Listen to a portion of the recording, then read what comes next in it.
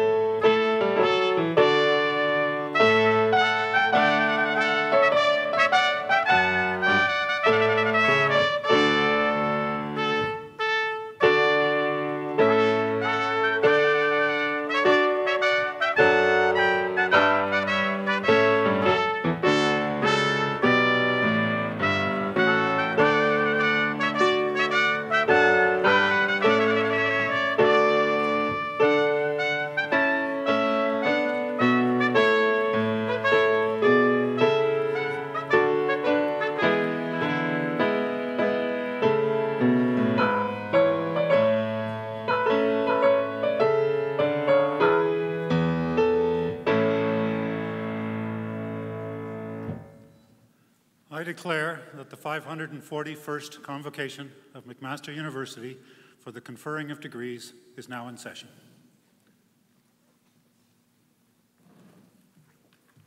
Please be seated.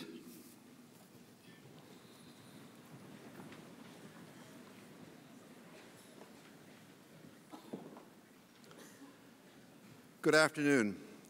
I am Dr. David Wilkinson, Provost and Vice President Academic of the University. This afternoon, I have the great pleasure of acting of your Masters of Ceremonies for this Convocation ceremony. Before we start our formal program, may I first ask everyone in the hall to switch off any electronic device that may ring or beep during the ceremony.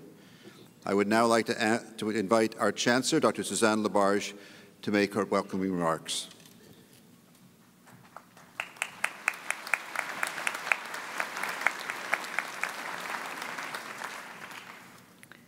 Welcome, honored guests, staff, faculty, families, friends, and most importantly, graduands. This is an exciting day for all of you who are graduating today, as well as for all those people who have supported you and stood behind you, and in many cases have had a key role in your being here today. You have achieved a great deal to get here, and you should all be very proud of your success and looking forward to what the future might bring. Congratulations, and enjoy the ceremony.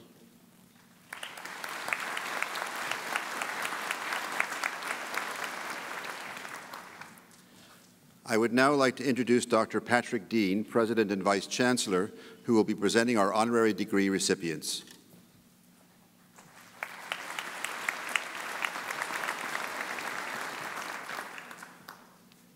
I would like to invite our honorary degree recipients, Mr. Joseph Tannenbaum and Mrs. Toby Tannenbaum, to the stage.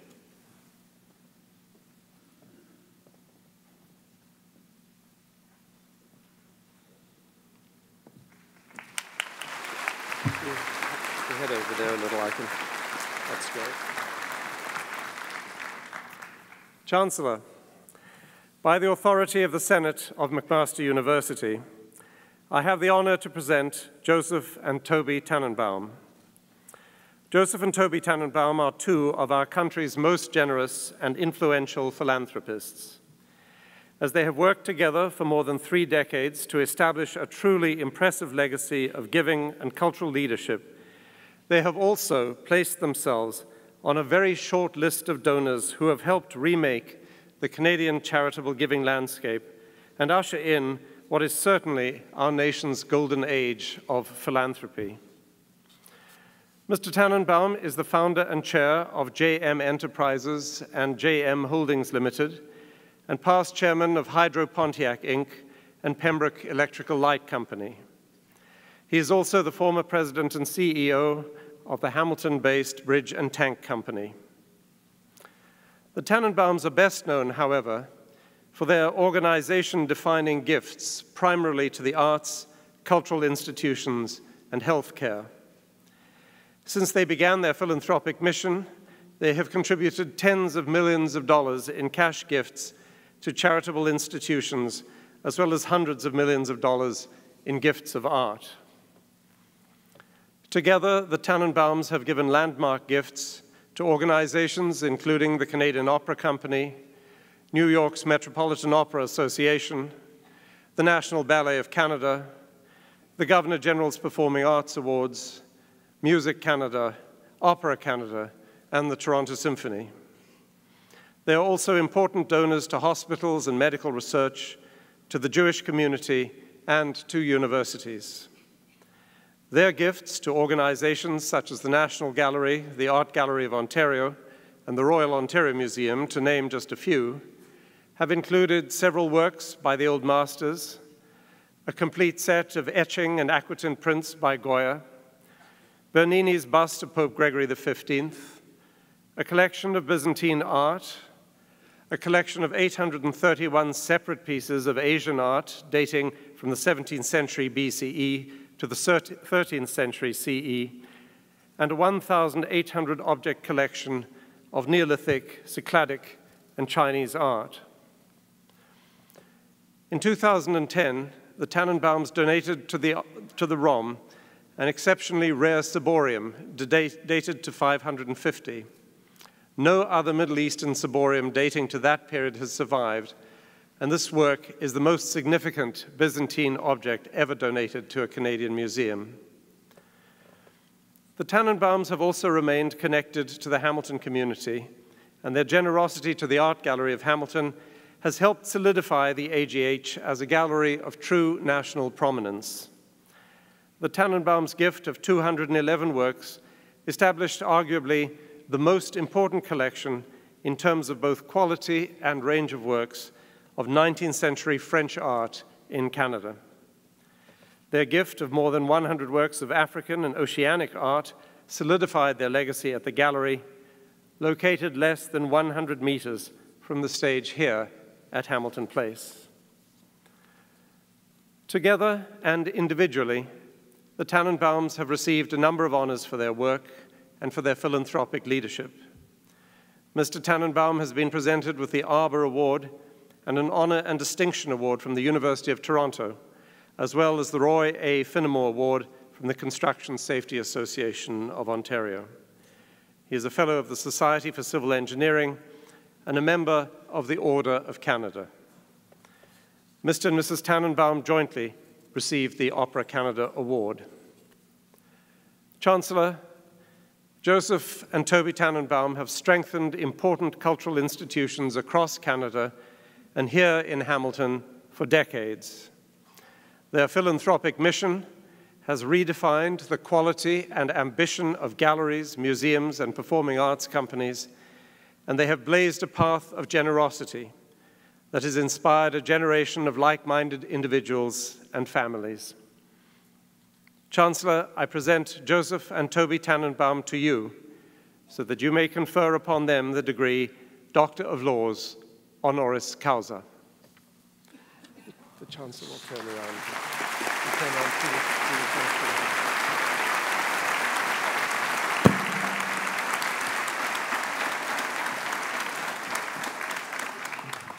Joseph Tannenbaum, by the authority of McMaster University Senate, I have the great pleasure to confer upon you the degree Doctor of Laws honoris causa in McMaster University, with all the rights and privileges pertaining to that degree.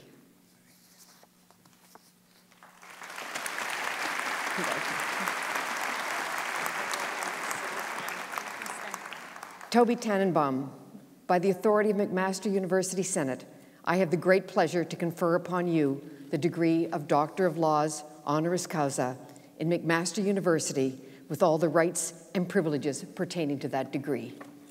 Congratulations. Congratulations.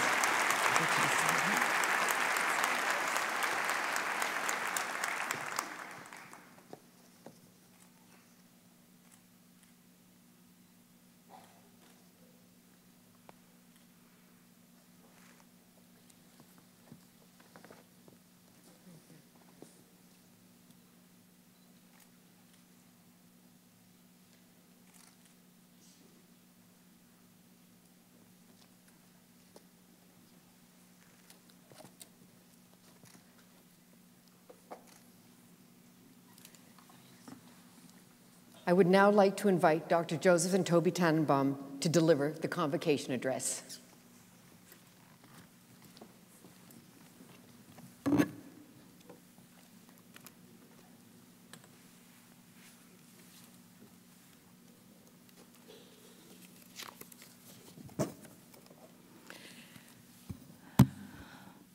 Chancellor Labarge, President and Vice Chancellor Dean, members of the faculty, fellow graduates, dear family and friends, ladies and gentlemen, I stand before you today very, very humbled by this great honor being bestowed upon Joey and myself. In June of 1998, my husband received his first honorary doctorate in engineering from the University of Toronto, his alma mater. In 2003, we both received honorary doctorates in business at my alma mater, Ryerson University. I thought then that my heart would burst with happiness. But today, receiving this recognition from McMaster, our cup runneth over. I was born in Chatham, Ontario in 1933 to a large family of 6 children, 5 girls and 1 boy born at the end. Our family was Jewish, considered Orthodox by many other Jewish families in the area. We observed the Sabbath and all the traditions that are usually kept by the faithful. Being observant came with a great deal of restrictions and sacrifices. We could not afford cleaning help in those days, thus not enabling us to fraternize with our friends after school. We had many chores to do, but my late beloved mother had a wonderful expression. She said, "It's better to know how to do something and not have to do it than having to do something and not know how to do it." That has kept me in good stead. From my late beloved father, I learned to have tolerance for others. He had a great love for people and always was inviting them to our home. This, for us as children, was a great form of entertainment, being able to communicate with others for a change and not only with our siblings. Life for us was not easy in that small town of Chatham. We experienced a great deal of anti-Semitism during our public school days. We, as Jews, were blamed and taunted for starting the war by some of our peers. But as I grew older, I realized that my tolerant father was right again. Children only repeat what they hear in their homes. Still, with that prejudice existing, my father persisted and would always arrange for a Hebrew teacher to live in our Jewish community center. In this way, we as children learned to read and write the Jewish language, as well as learn our culture and our history. I am proud to tell you that all my siblings studied faithfully and all became confirmed in their respective times. Coming to university was a revelation for me. I felt very isolated, polarized, coming from a small provincial town, as Chatham was, and with very overprotective parents. I lacked sophistication and self-confidence, but within a very short time, university opened new vistas for me. Teachers were very inspiring. Students were very social, and my self-confidence grew in leaps and bounds. Do not forget, in those days, cell phones, the internet, Facebook, and Twitter did not exist. Shortly after arriving at university, I met my wonderful husband-to-be. Romance progressed, and over a period of 3 years, we became engaged to be married. Joey and I were married in May of 1955. We missed my husband's graduation in civil engineering as we were on our honeymoon. In a matter of 10 years, we had 5 wonderful children. They are mature adults from the ages of 59 to 49 and have produced 4 wonderful grandchildren.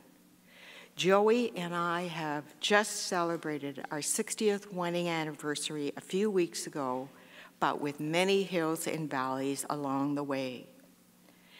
My words of advice are going to stem from years as a marriage partner and as an experienced mother. Not too different from any venue, I can assure you. As I see it, there are a lot of parallels. What I have learned from working with Joey, I would like to pass on to you, the graduates of 2015, my 9 principles. 1, cycles. Everything in life goes in cycles, whether in marriage or in any other venue. Having faith in your instincts is very important to either of these 2 situations. 2, in marriage, beside love, you also need a high degree of tolerance, respect, and acceptance for each other. These principles for a successful marriage apply equally to other venues, whether it be business, art, or science. 3, negotiation and compromise. Both play into the 2 roles. As in marriage, you have to nurture children to grow. In a career, you have to nurture people to grow in your venue. Being able to achieve these goals makes one very flexible in any rising situation. 4, the sense of commitment, a commitment of something larger than simply getting through the day. Loyalty not only to yourself, but to co-workers go hand in hand. 5, at the right time, practical advice, a little support, and understanding is also needed in both cases. 6, my experiences have taught me that life is too short, too precious to waste in doing something we don't want to do. You have to be happy in whatever you are doing. 7, a good marriage is made up of so many things, and even in good marriages are made up of very hard times. You have to decide what is important to you. As in business, you decide what you are willing to give to keep it going and what you are willing to give up. In other words, you learn to survive. 8, always be able to say, I am sorry, and sincerely mean it. Do not think you are ever too big or too entitled or too proud to say these words. No one is. 9, last but certainly not least, think once before you act. Think twice before you speak. I hope my words of advice have encouraged and inspired you with confidence to face your future endeavors in the world. It won't be easy, but any goal worth achieving comes with a price of hard work, dedication, and persistence. Do not accept mediocrity. Strive to be the best in whatever field your interest lies. I wish you all, the graduating class of 2015, the best of good luck. And now, in conclusion, I would like to call upon my husband, Joey, to say a few words. But before I do, I want to describe him a little to you as I know him. He is a Renaissance man with also very eclectic taste that makes life interesting and never, ever boring. A raconteur who explores many issues, not often discussed, and shares many thoughts and curiosities on everything from African to Cycladic art. He has inspired many with his passion for the Lubavitch movement, while also generously supporting our community in so many areas. He has always included my name in any endeavor that he so generously donates to. But best of all, he still has that fantastic smile that captivated me over 63 years ago on a blind date. And now, after 60 years of marriage, he continually is able to make me laugh almost every day. Now it is my extreme pleasure to welcome and to call upon my Joey. Thank you.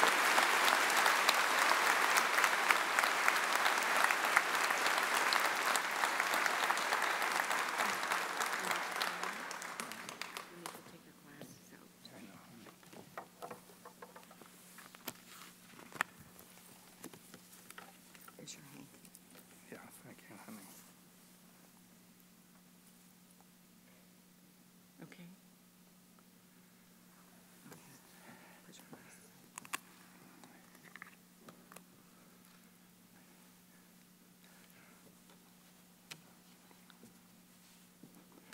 Thank you, my beloved wife, of now 2 weeks after our 60th anniversary. I don't know how to tell you this, Tubbs. I call her Tubbs. But I still love you. You've been my heart and soul for all these years. And thank God for Chatham. It's a great little town. But I haven't been back there for, I don't know, 50 years, I guess. But I got to tell you that Hamilton is a very special place in my life.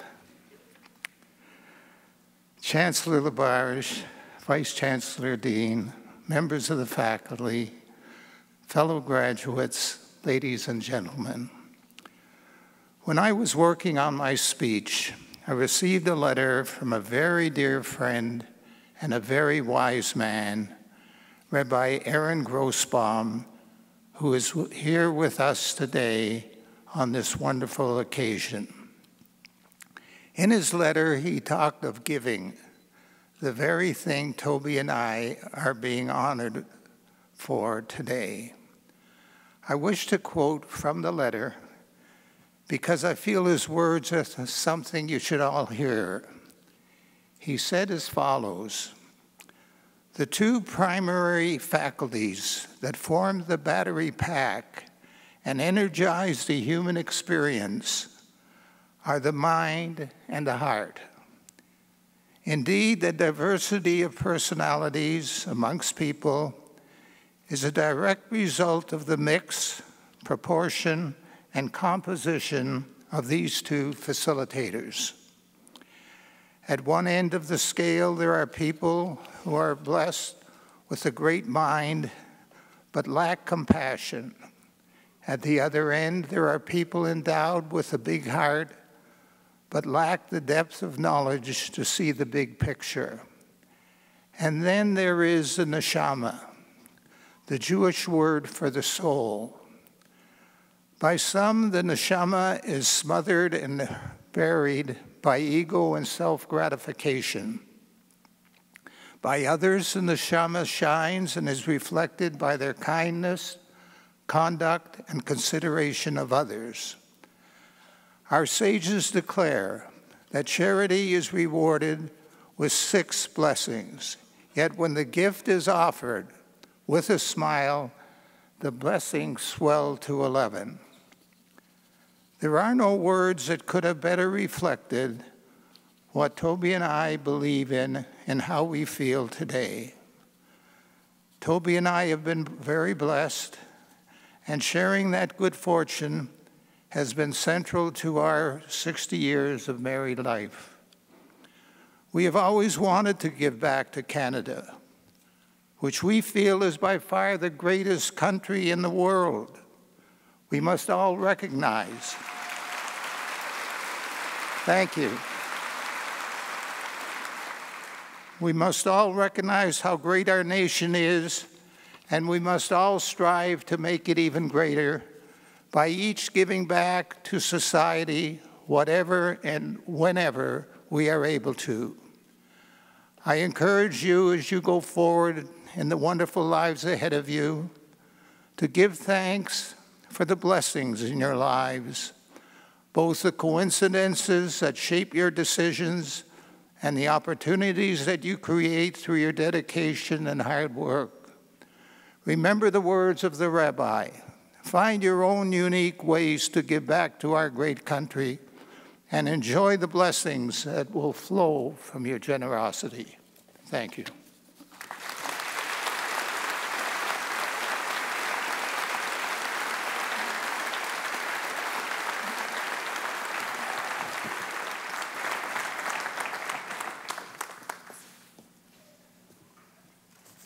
Thank you very much, Dr. Tannenbaum.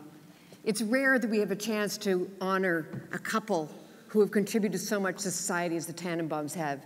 It's rare that we actually celebrate a couple. It's rare that we see a couple who are prepared to share among themselves the glories that are there. We see it quite often, one person or another, and I must say it is delightful to be able to congratulate you on your 60th wedding anniversary and to see such a strong marriage. But on the whole, what I want to say is the Tannenbaums represent the best there is in terms of philanthropy. Their contribution to the culture of this country has been amazing, and we are delighted. They have contributed enormously as a result of that to the communities in which they live, and we have all benefited from this. And we are absolutely delighted today to be able to welcome them into the McMaster Alumni Group. Thank you very much. It was wonderful. Thank you. You were delightful. Congratulations.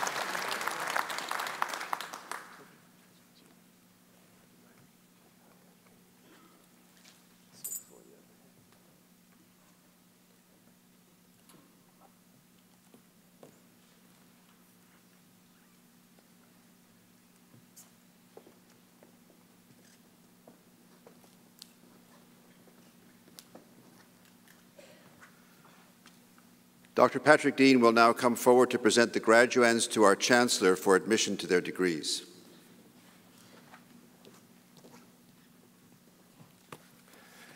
Will the graduands please stand?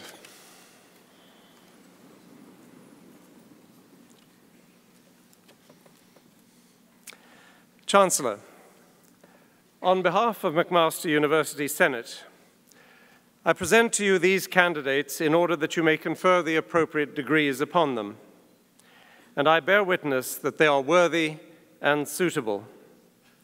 May I also request that you confer the appropriate degrees in absentia upon all those candidates who have successfully completed the required course of study but who are not present. Graduands, by my authority and that of the McMaster University Senate, I have the great pleasure to admit those before me today and those in absentia to their individual degrees in McMaster University with all of the rights and privileges pertaining to those degrees. My sincere congratulations to you all.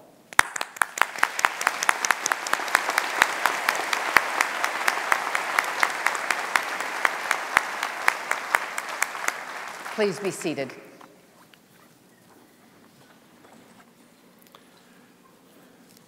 Graduates, I now ask each of you to join me on stage so that the Chancellor and I may welcome you into the McMaster community of scholars.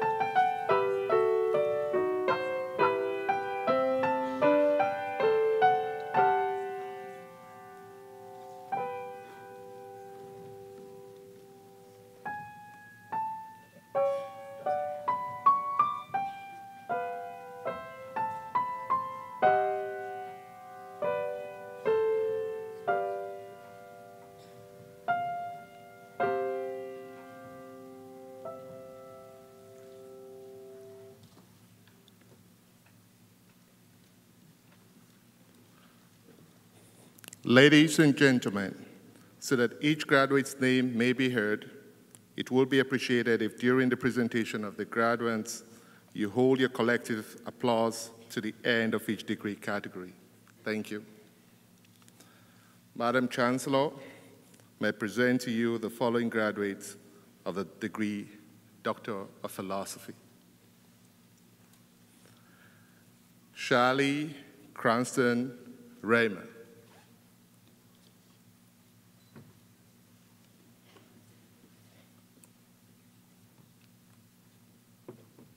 Emily Susan Hill.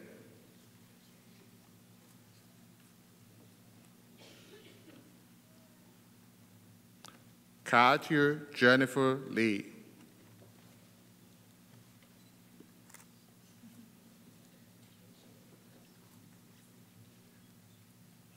Emily West.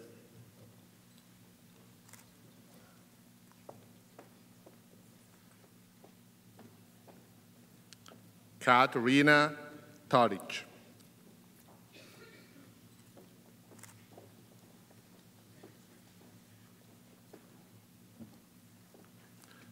Matthew Zanthing.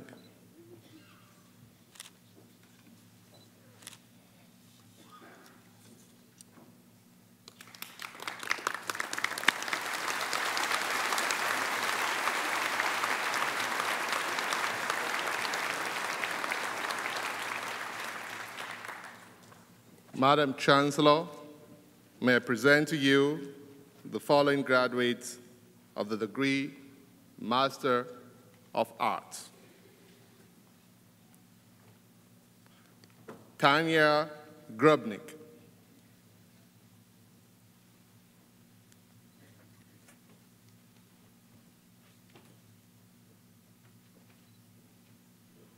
Benjamin Gallagher.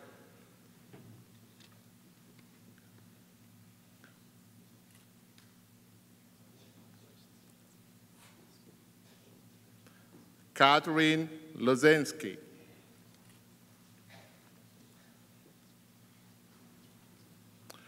Ruth McDonald.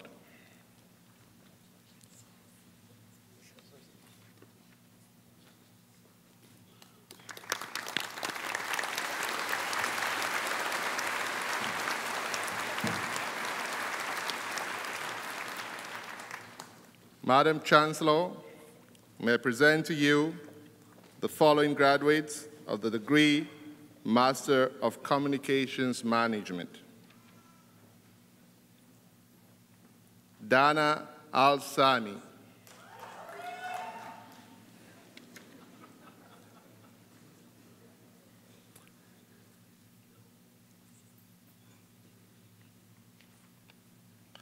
Agnes Maria Bongas.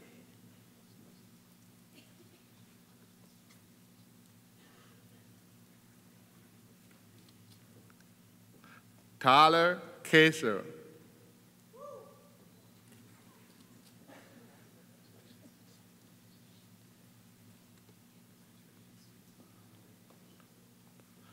Rob Lamberti.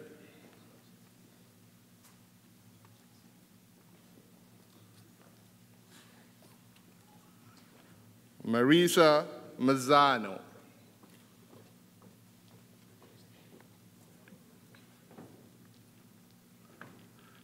Victor Jern Vesnik.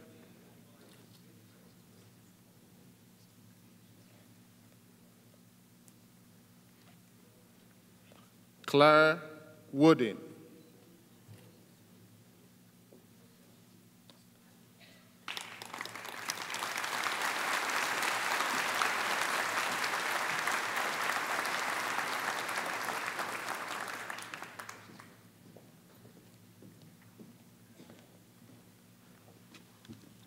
Madam Chancellor, may I present to you the following graduates of the degree Bachelor of Arts Honors.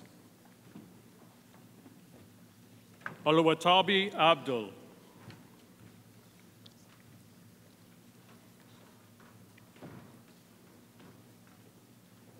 Megan Lee Adams.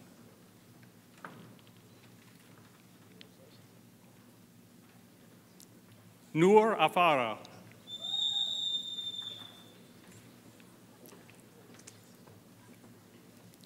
Fatma Altoum.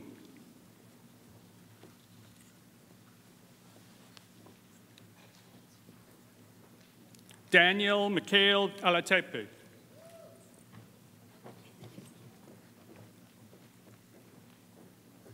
Francis Alonso.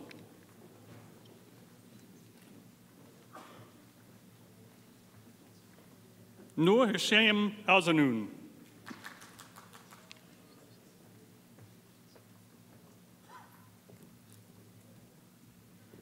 Annette Lucia Menta.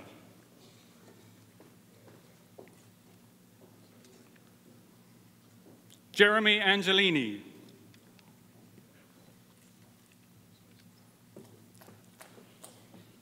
Rebecca Anibale.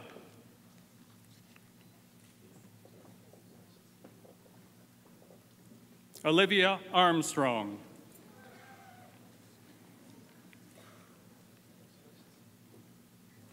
Jennifer Martha Bacher.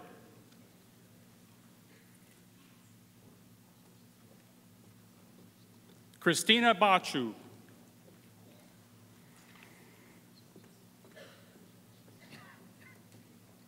Andrea Bankova.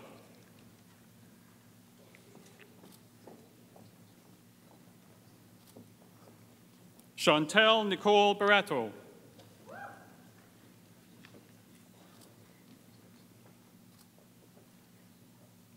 Kayla Barroso.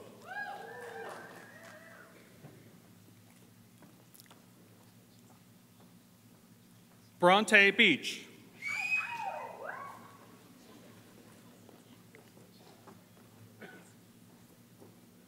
Michael Beatty.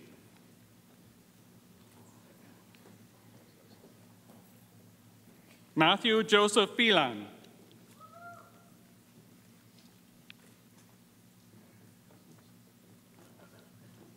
Matthew J. Belanger.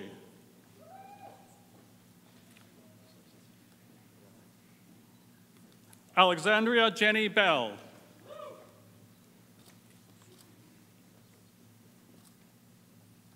Sarah Marie Benoit.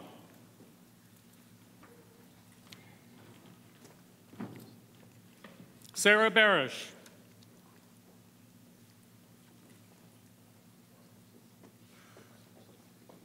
Crystal Berg.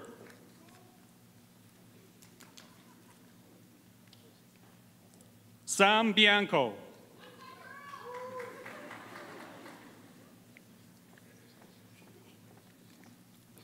Emma K. Bridgewater.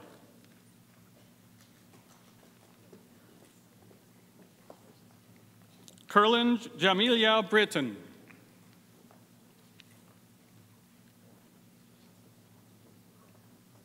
Chelsea Elizabeth Brower.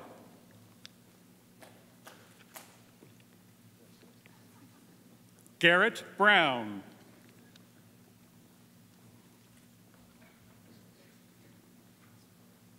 Jordan Victoria Budizavich.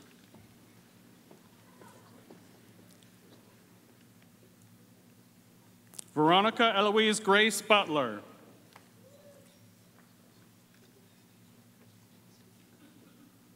Brianna Jacqueline Patricia Buziak.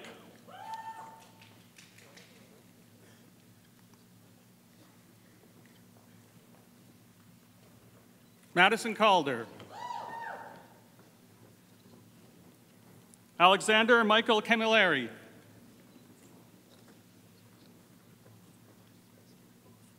Gregory Michael Campbell. Darcel Rune Campbell Sobers.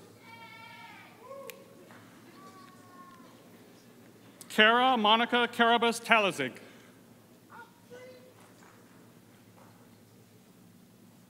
Emmett Jonathan Carr.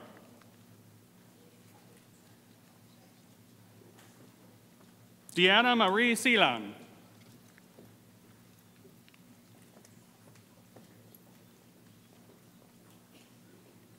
Kevin Chen.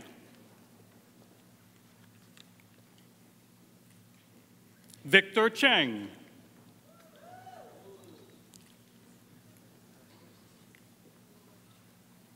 Andrew Chubetta.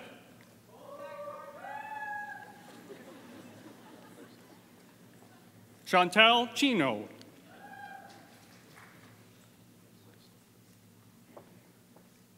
Samantha Lynn Clark.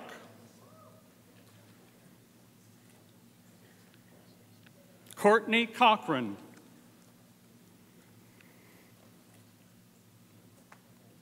Erin Elizabeth Cole.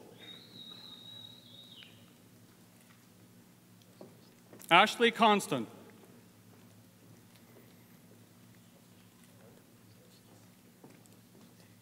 Sarah Marie Coons.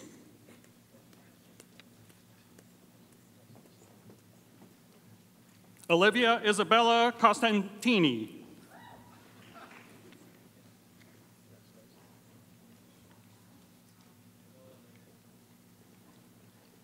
Lucas Renato Costanzo.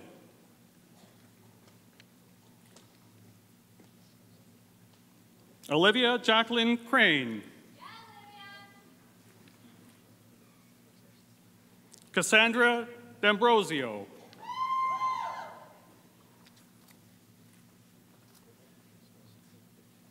Azra Dahu.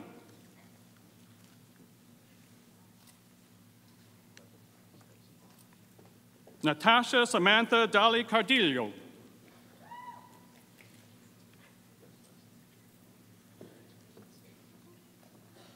Taylor Joy Davis. Owen David Dawson. Nicole Danielle Delmonico. Rachel Elizabeth Deno.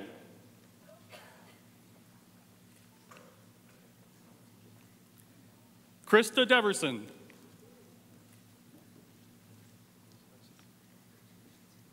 Julie Diab.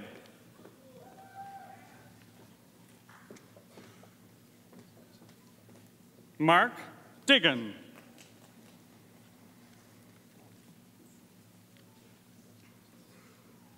Michaela DiMarcantonio.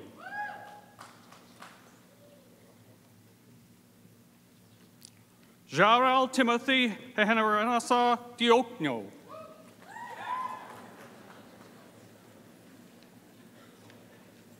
Camille Tamara Dixon.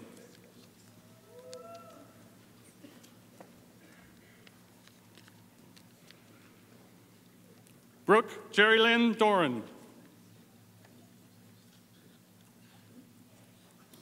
Jacob Evan Drozdowski.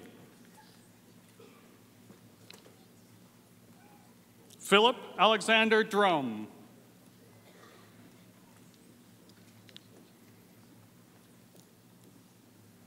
Dylan Duarte.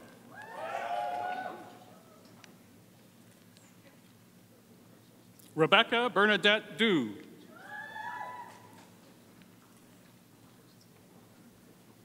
Diana Dumitrescu.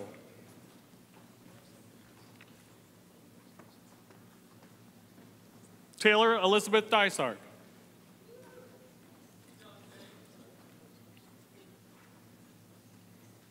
Dina Elkalish.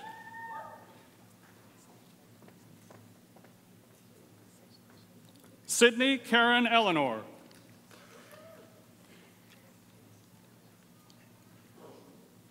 Adam Anthony Ellis.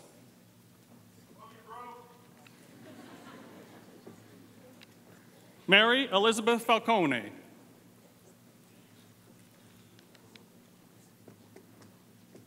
Angelo Junior Forelli.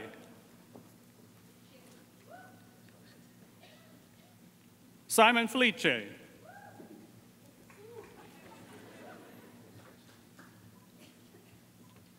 Chelsea Renee Foucault.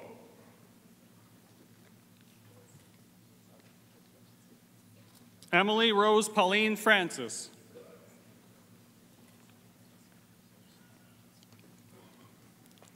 Kelly Victoria French.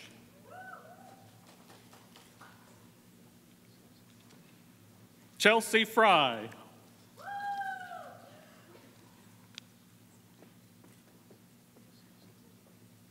Elisa Fuller.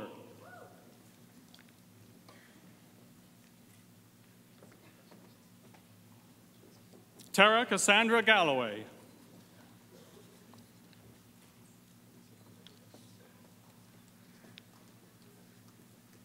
Sarah Elizabeth Gannon.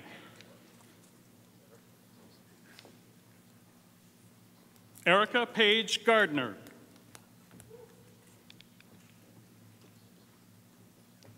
Sierra Arella Elizabeth Garraway.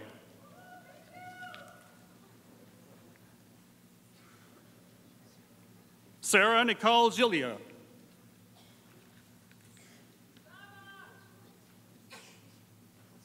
Alexander Robert Gloin.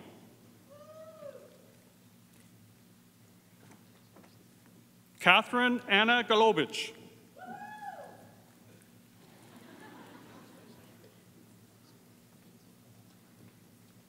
Tanya Marie Gonzalez.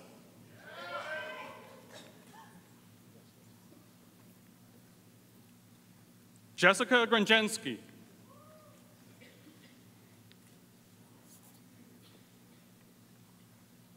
Allison Griffith.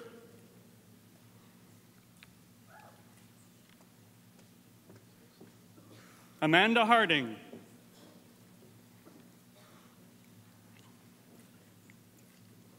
Rebecca Jean Harkness.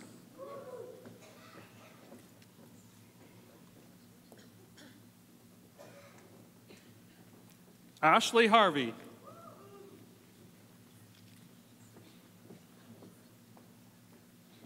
Michelle Hazard.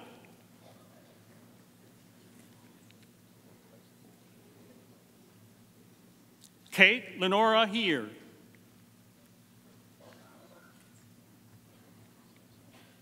Alexandra Heimiller.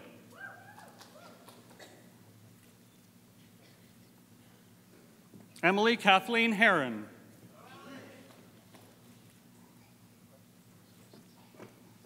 Ryan Hayden.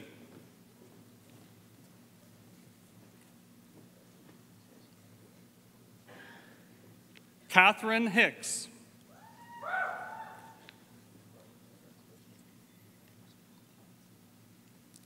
Jamie Lee Hillman.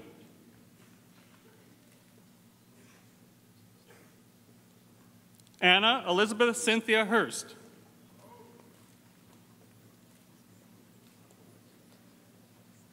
Sarah Danielle Haluka.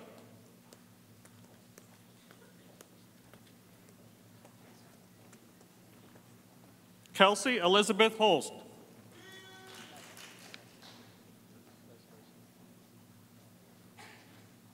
Amanda Horn.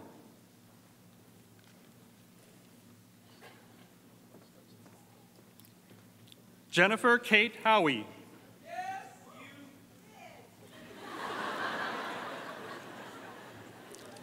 Julie Elizabeth Huff.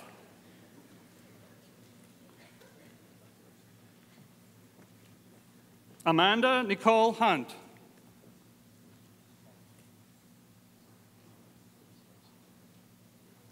Matthew Donald Highland.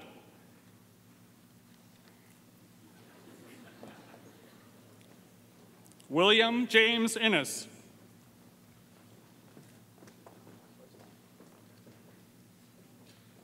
Sabrina Italiano.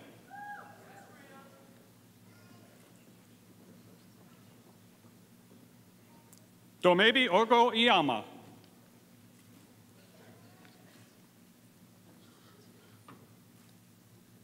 Chantel Marian Shakshi.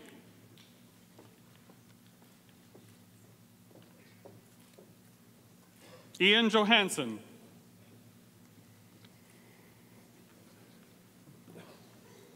Daniel Johnston.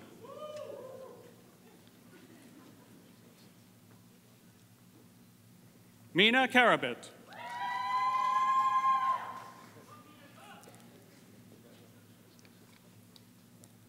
Barbara Karpinski.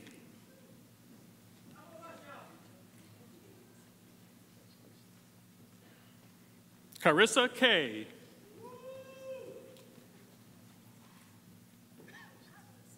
Alexandra Kernerman Vogelhut.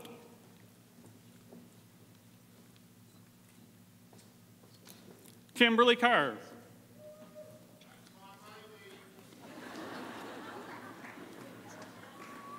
Ella Kerrigan.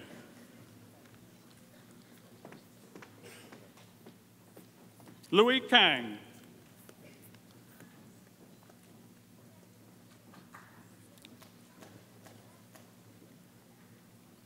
Abdul Rahman Qadr.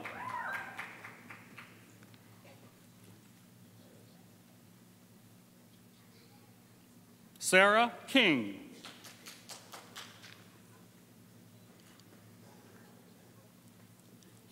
Thomas Crosby Kirkpatrick.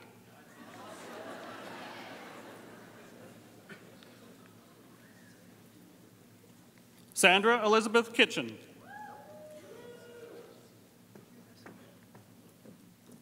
Nicholas Cozy.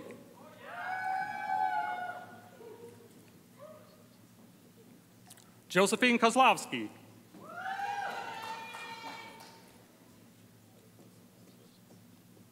Nadine Alida Creaky.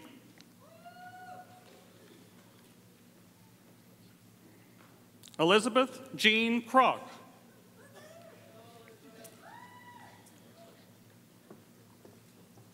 Chantni Kumar.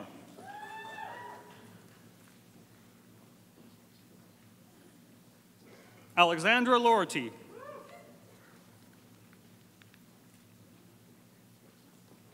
Clayton Troy Labatt.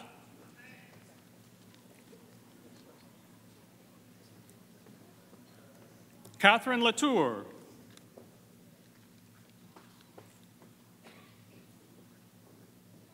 Benjamin Lee.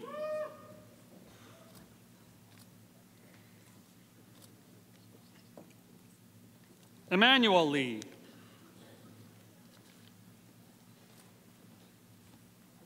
Chantel Legg.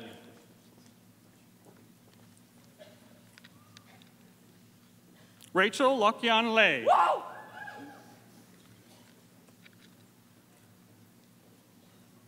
Deborah Leibovitz.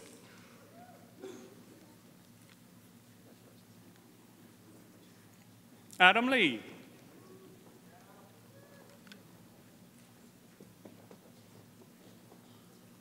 Courtney Page Lingatis.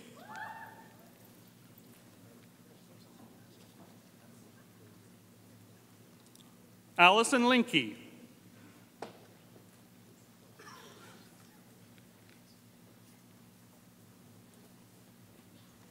Keenan Anthony Liss.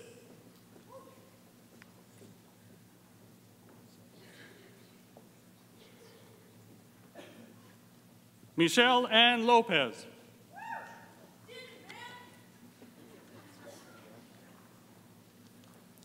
Lindsay Patricia Margaret Laus.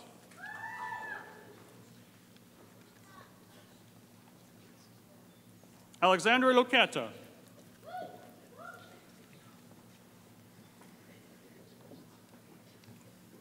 Megan Elizabeth Lyons.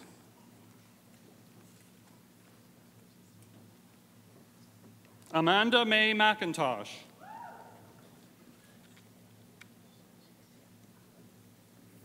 Sarah Kayla McLean.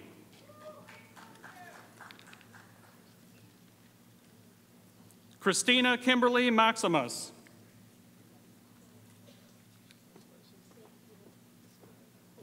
Sadia Hayat Malik.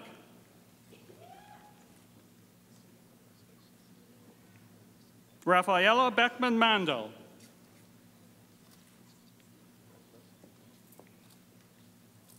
Byron Jace Martin.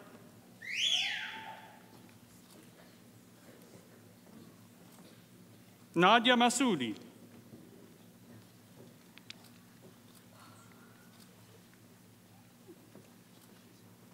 Luisa Mariana Matozzo.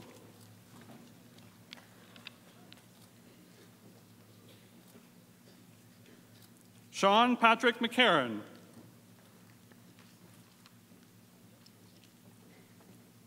Ross Wellington McCullough.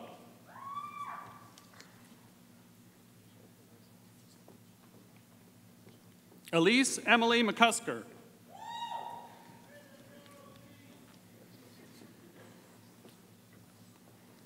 Takey McCann.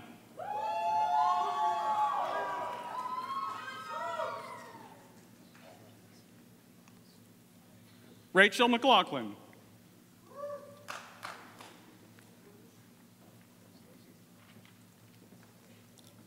Kaylee Elizabeth McLeod.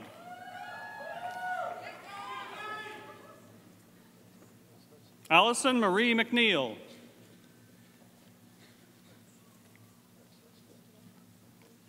Ariel McPherson.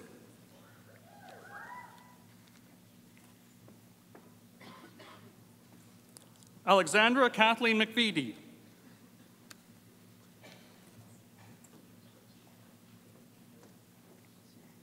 Christopher Alexander Melville Gray.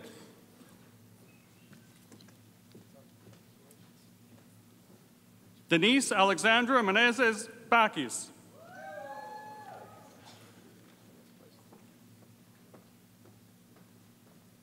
Finn Merritt Neal.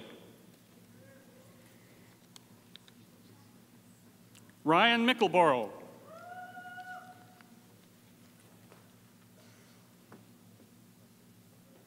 Kalina Louise Milicic.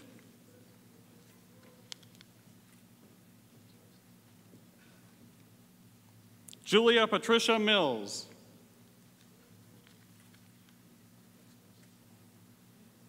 Jeffrey John Mioto.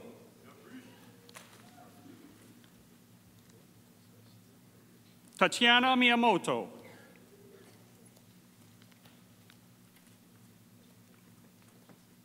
Nicole Mobach.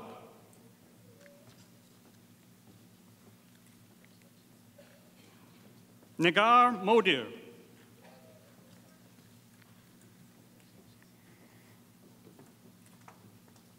Annie Grace Morris. Rachel Leanne Mostert.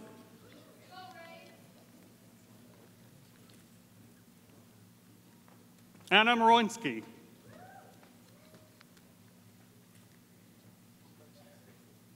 Victoria Monroe.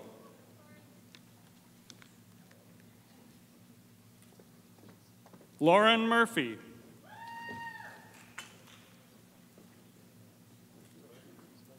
Arwa Mustafa.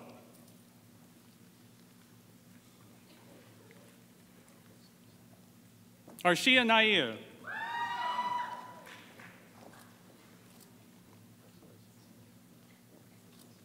Natalie Nankisor.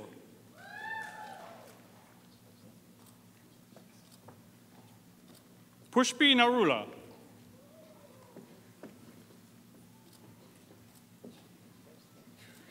Redmond Naval.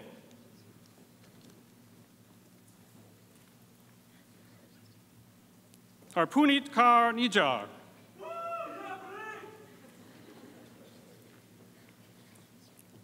Stephen James O'Connor. Courtney O'Neill.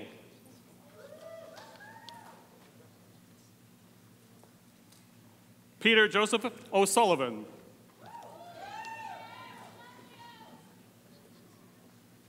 Carly Ogue.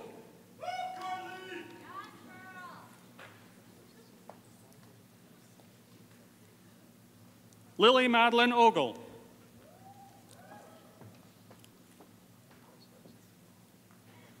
Jacob Ohinian.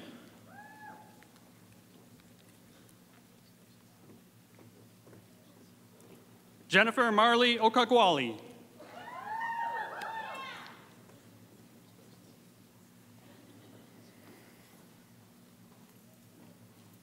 Laura Ann Orfe.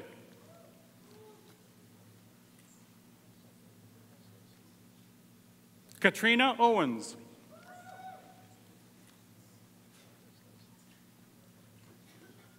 Claudia Palermo.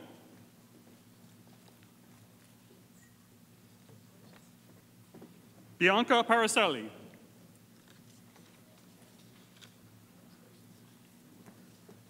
Kyle Park.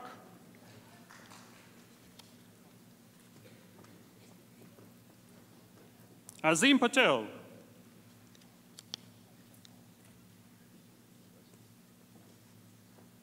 Megan Carolyn Pirro. Michelle Peck.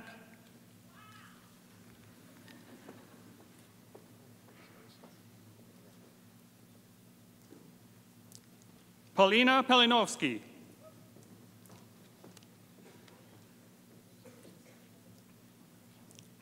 Timothy Pena Carranza.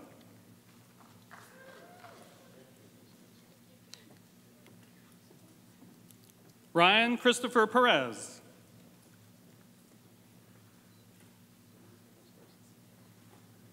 Emma Taylor Perrin.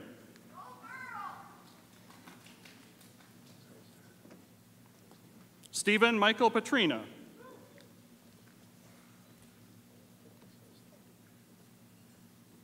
Daniela Rita Perano.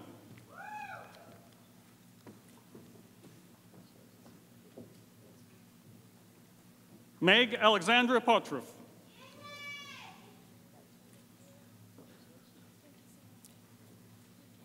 Tiffany Leslie.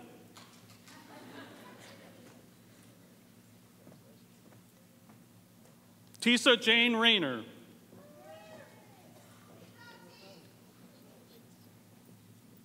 Dina Rezapur.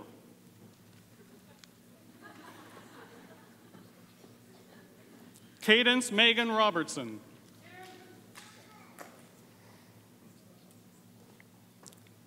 Benjamin Robinson.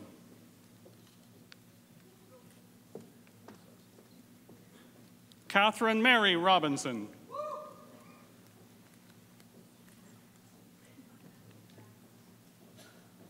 Christina Marie Rothwell.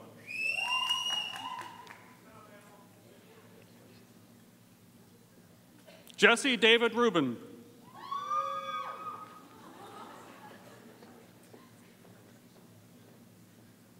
Samantha Nicole Sarmony. Angela Scattalon.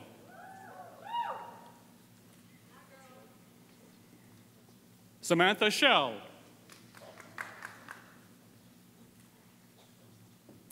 Krista Lee Campbell Schwab.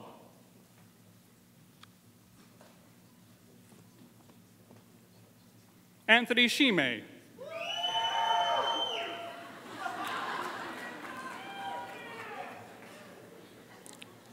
Jessica Marie Rose Katsari. Rachel Elana Sul.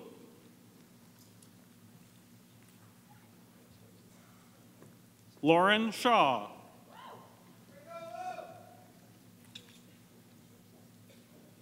Donametsa Zahir Sheikh.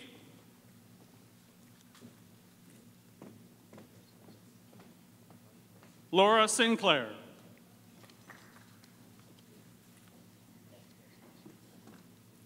Sierra Smith.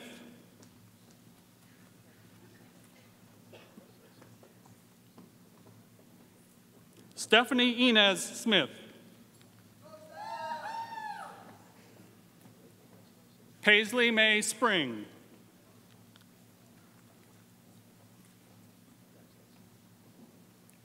Sophia Starshevich.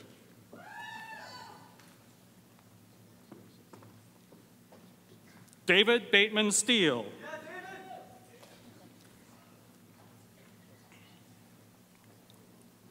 Sasha Stevenson.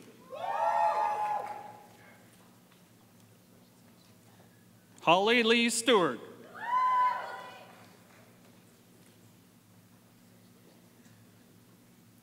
Jesse Roy Russell Stewart. Samuel Phillips Dragapidi. George Strange.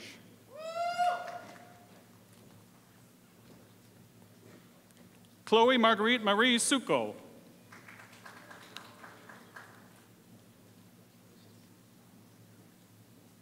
David Tabron.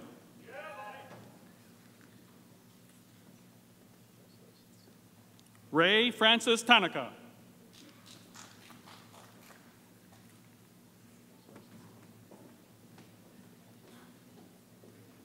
Chevalier Taylor.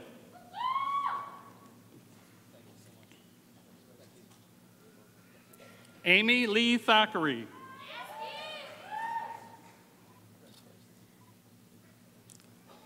Amanda Marie Joanne Thompson.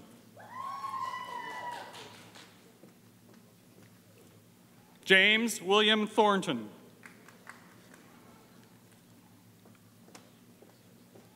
Francesco Calagero Tenebra.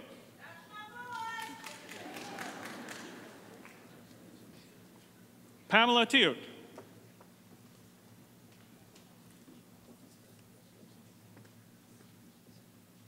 Heston Tobias.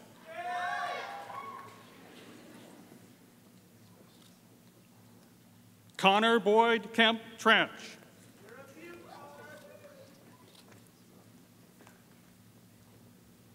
Brittany Rose Turbot.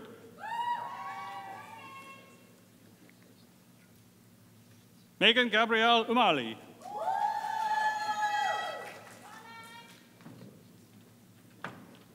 Victoria Sharon Walsh. Catherine Hillary Helen Walton.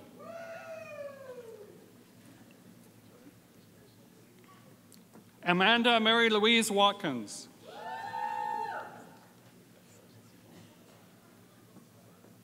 Hannah Wayne Phillips. Christina Weatherby. Cassandra Wyman.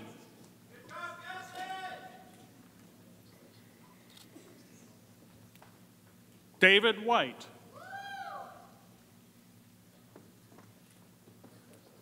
Nicholas Patrick White.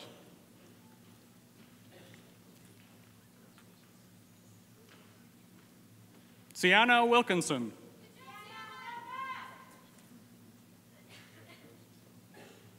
Alexandria Lindsay Williams.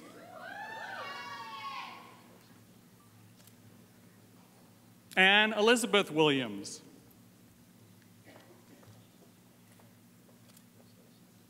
Oliver James Williams.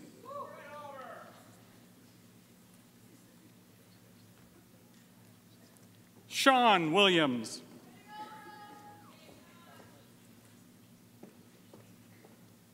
Chelsea Lynn Wilson.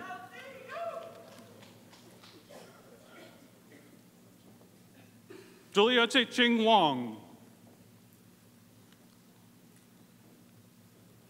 Siwan Karina Wong.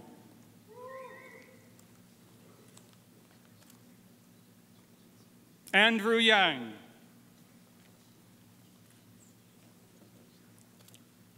Samantha Elizabeth Young.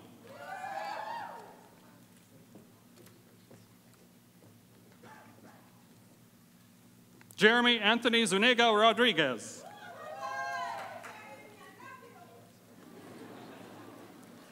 Mitchell Alexandra Zelstra.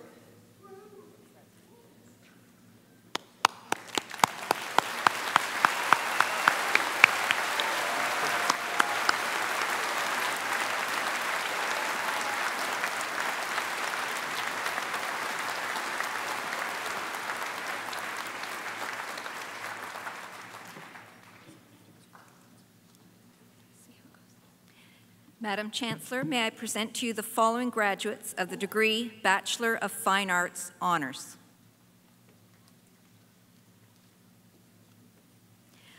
Monica Ann Brinkman.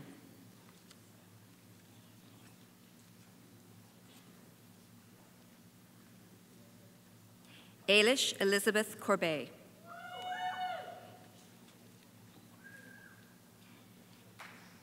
Isabel Allison Ovens Driver.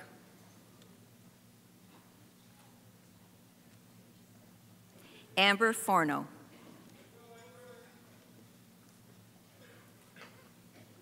Sarah Catherine Goldrup.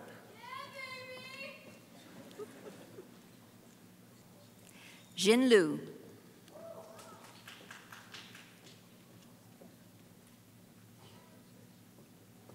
Rodan Tambiraja Rajkumar.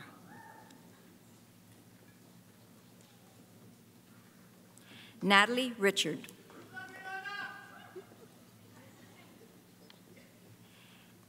Ariana Tiziana Spagnuolo. Rachel Spruill.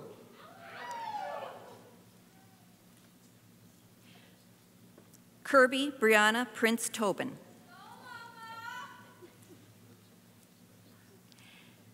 Heather Vida Moore.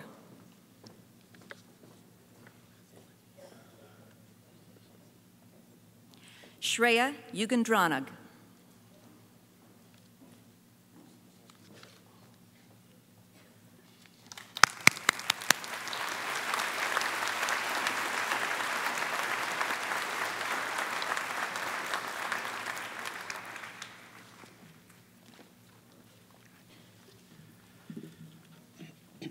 Madam Chancellor, may I present to you the following graduates of the degree Bachelor of Music Honors.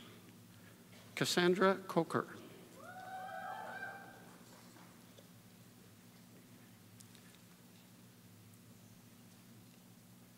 Tim William Connor.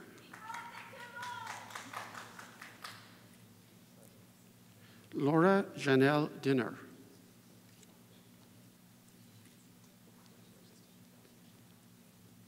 James Garchor.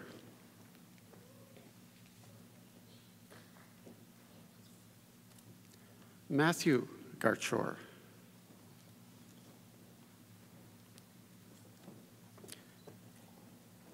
Anthony Giovadoni.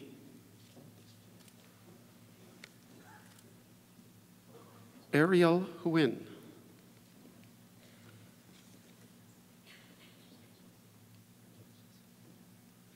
Anita Elise Iafrate.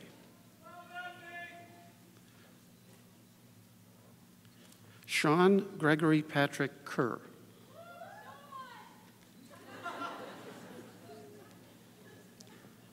Min Young Kwan.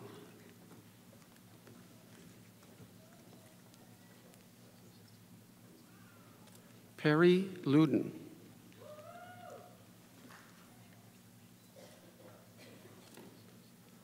Georgina Grace Marcos.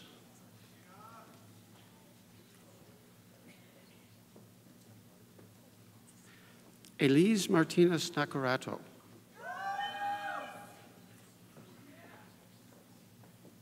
Kendra Marie Audike. Jocelyn Russell.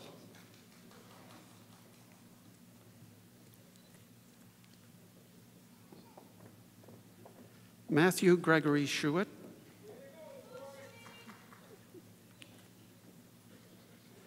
Jessica Yojan Turner. Cherry Wong.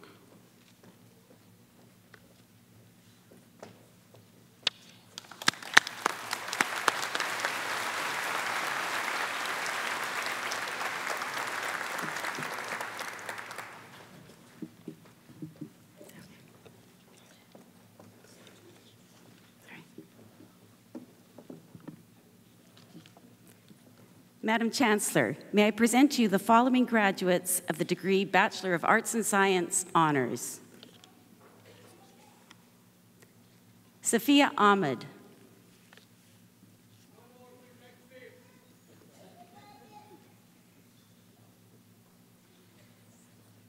Brandon Au.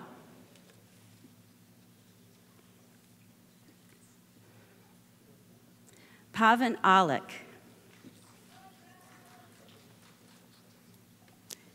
Madeline Cecilia Bondi.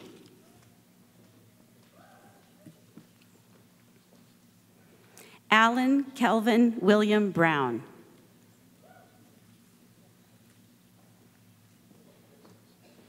Eric Alexander Brown.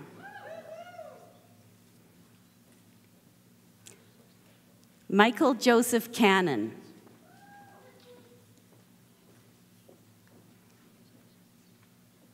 Joyce Hay Tong Chan.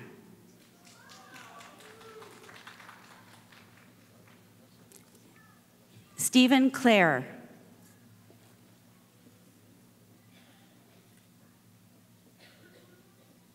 Alon Corrette.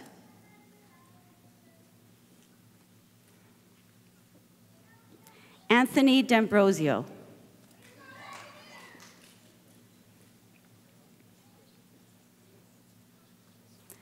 Stephanie Nicole Druin.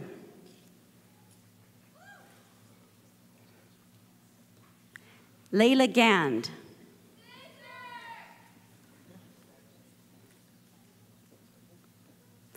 Robert Godfrey.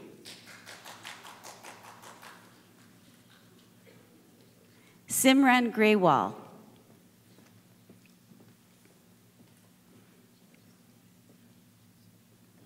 Sean Edward Haber.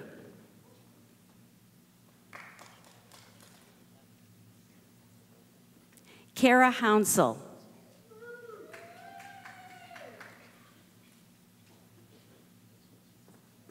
Margaret Inman.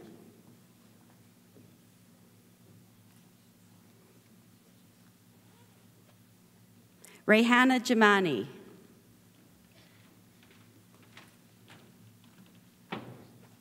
Carolyn Jepson.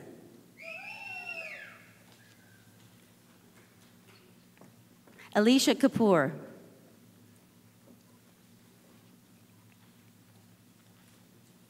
Avery Justin Lamb.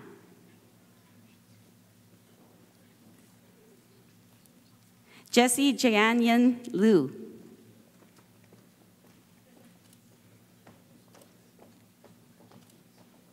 Victoria Elizabeth McKinnon. Lauren Margaret McLaren.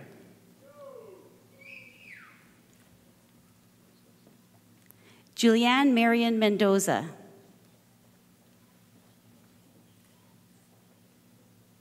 Evan Mitchell.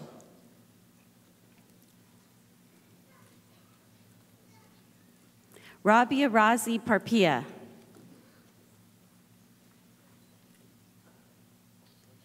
Victor Pope.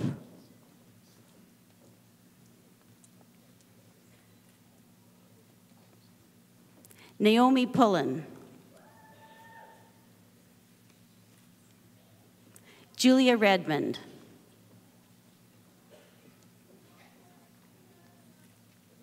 Maya Singupta Murray.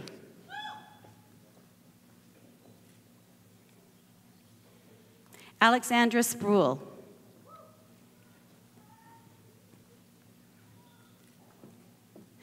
John William Storzinski.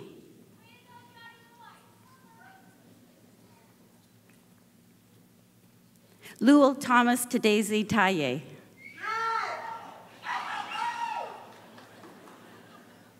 Riley Alexandra Urquhart Ducharme. Christina Wiedinghoff.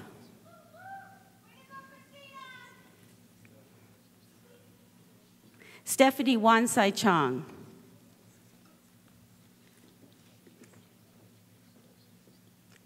Jennifer Wild.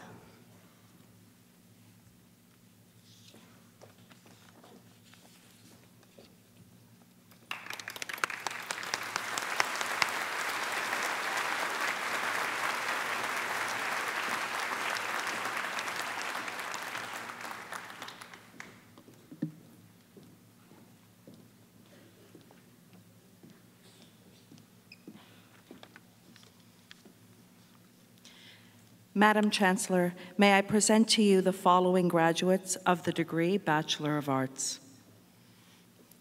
Marco Emilio Alessandrini.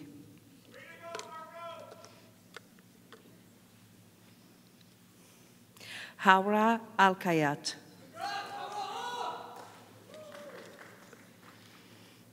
Emma Barker Sharp.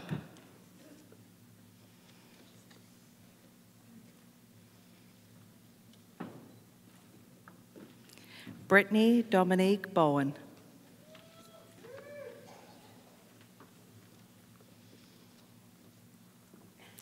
Daniela Alexandria Brown.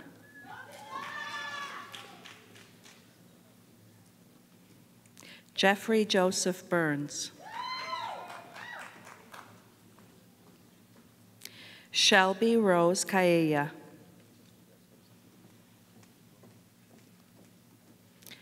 Kyle Ryan Callaghan. Xuan Yi Chen.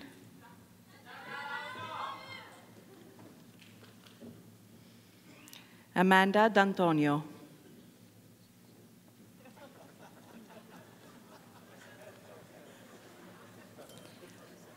Pipsan Savannah Doherty.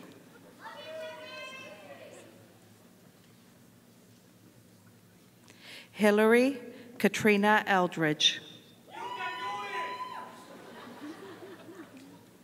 Megan Finn. Tamalini Ganashalingam.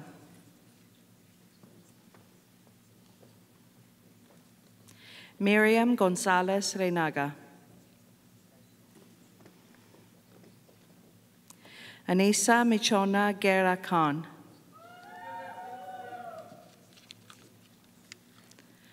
Brittany Heyman.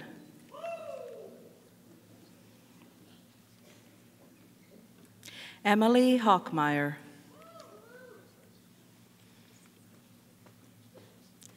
Erica Carmela Enrique. Demetrios George Carambelas.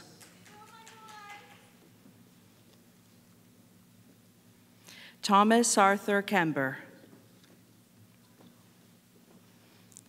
Christina Lynn Crick.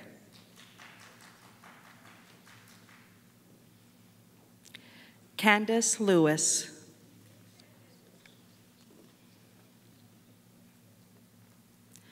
Chelsea Lord.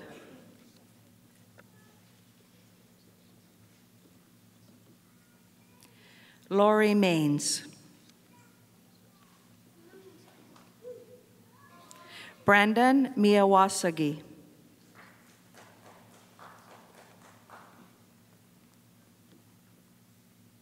Nicholas Meyer.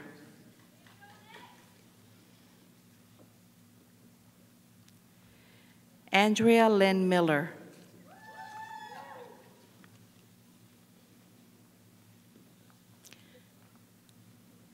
Adele Darwish Muhammad.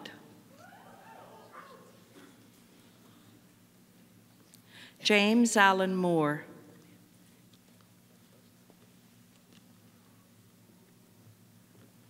Olivia Grace Murray.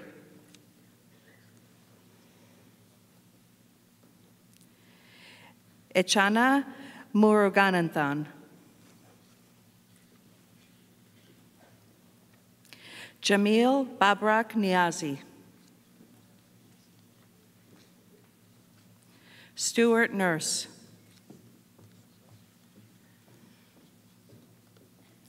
Noah Noyelu Obidulu.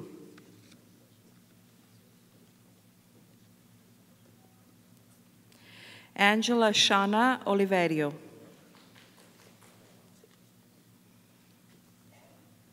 Eromonsele Theodore Oware. Sharon Ozed Williams.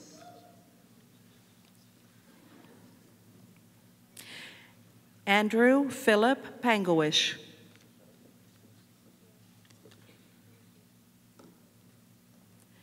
Adam Parkinson.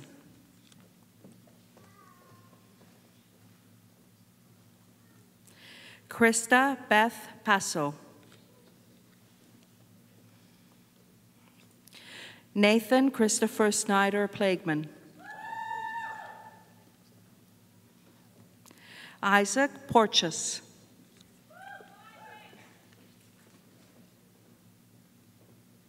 Samantha Shamoon.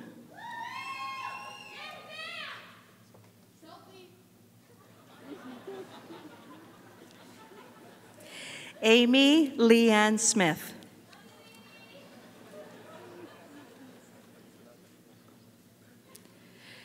Emily Rebecca Tobe.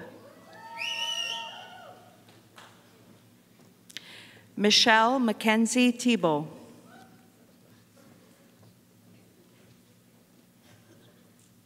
Rebecca Todd.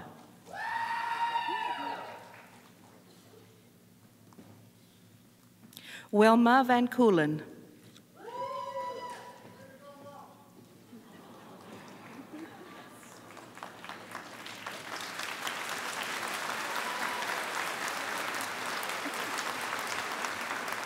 Olivia Ventresca.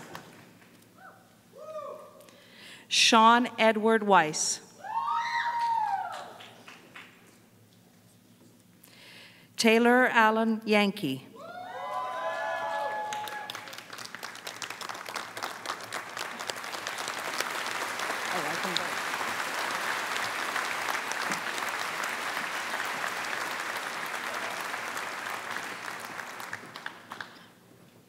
Madam Chancellor, may I present to you the following graduates of the degree Bachelor of Arts and Science.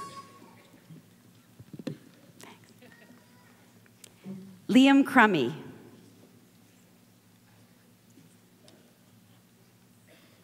Alice Wang.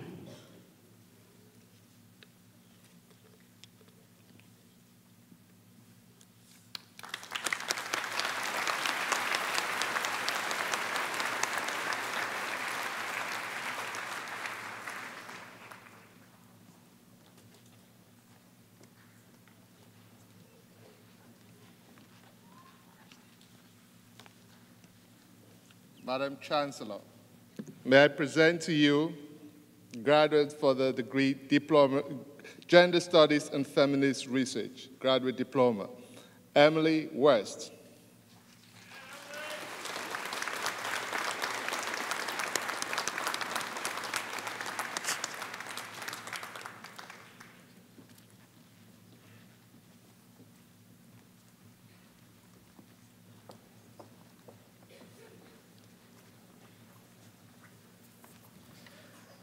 Ladies and gentlemen, I would now like to introduce Ms. Krista Deverson, a graduate of the Communication Studies and Multimedia program, who will be delivering the valedictory address.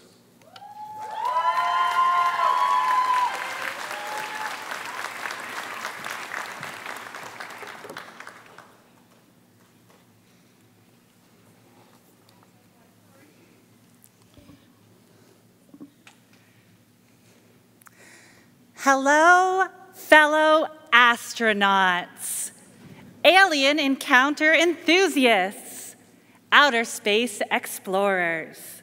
Please fasten your seatbelts, zip up your spacesuits, put on your astronaut helmets.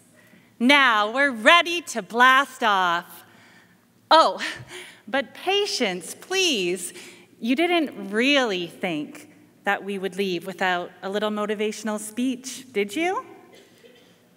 Chancellor Labarge, President Dean, Provost Wilkinson, Doctors Joseph and Toby Tannenbaum, faculty members, fellow students, family, and friends. I am Krista Deverson, Faculty of Humanities graduate, and here I stand as your 2015 valedictorian. And space exploration captain, which brings me back to our mission. I'm here to talk to you about stepping outside the box, about taking a risk, about your license to rebel against the expected, the standardized, the norm. So I hope you don't mind if this space captain tells you a little about her unexpected journey. It has taken me 14 years to graduate from McMaster. Back in 2001, my first year as an undergraduate, I struggled to complete my courses because I was dealing with my mother's breast cancer diagnosis and a general sense of not knowing my place in the world. It has taken me an entirely different career, a full-out life derailment, and a once-in-a-lifetime experience to learn that I am still searching for my place in the world. But it's okay, because I now know how to ask better questions. And as we in the humanities, and especially in the arts and science program, have all learned, true power lies in the questions. Life is about exploration. Life is about the search for answers. I hope that your lives are full of questions needing to be asked, demanding to be answered. But above all, I hope that McMaster has also imparted to you the ability to ask better questions. And here's an extraordinary question that I've learned to ask. How can I look at this situation differently? In 2010, after the loss of my mom, as well as that of my grandmother and my childhood friend, not to mention the abrupt end of a 7-year relationship, I was selected for the Rotary Group Study Exchange to Belize and Guatemala. I had been feeling cheated out of many precious things in my life and deeply depressed over what I saw as a miserable future. But this experience changed all of that. As we visited local Rotary clubs, learning about their community projects, I witnessed whole villages working together with unbridled energy, dedicating their time in the service of others for the betterment of our world. From the Guatemalan doctor who worked half of her week for free nursing child burn victims, to the families who supported their school's lunch program by maintaining a community garden, to the Skills Training Center for mothers going back into the workforce. I was particularly touched by one young girl who thanked the local volunteers on our visit to her school and said, "Without you, I would never have been given the chance to learn. And learning, she had discovered, was her passion. Her words struck a chord with me. As I discovered, it was also mine. The phrase, "To whom much has been given, much is expected," took on a whole new meaning for me. So at 29, I returned to McMaster with my new perspective. I knew that I had something bigger resting on my shoulders, the expectation to give back to the world the fruits that have sprouted from the seeds I had been given. Fellow graduates, I know that you will share with me today gratitude for all the many gifts we've received. From the devotion of our parents, helping us to achieve our best, to the encouragement and love of family and friends. From the knowledge we've gleaned from dedicated professors and staff in our fields, to the successes we've achieved, but also the struggles we have endured, which have been carved deeply into our character. All of this has sharpened our focus on what truly matters. So today, fellow outer space explorers, as you leave McMaster and venture off into new, unexplored territory, I ask you to make a commitment to serve. In our service of others, we will gain our richest satisfactions, our most significant discoveries. For life is not about the me. Life is about the we. With that said, I would like to take one final picture for my Instagram as we go out prepared to change our universe. Now, I know what you're all thinking. No. It's not a selfie. It's an ussie.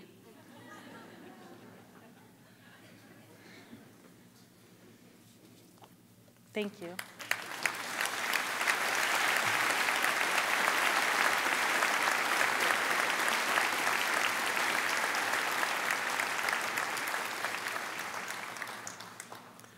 I would like to introduce the Director of the Arts and Science Program, Dr. Jean Wilson, who will present the Heard Medal.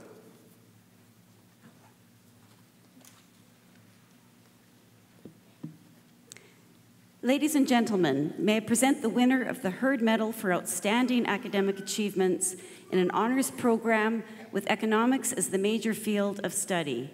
It is with great pleasure that I announce that this year's recipient is Jessie Liu.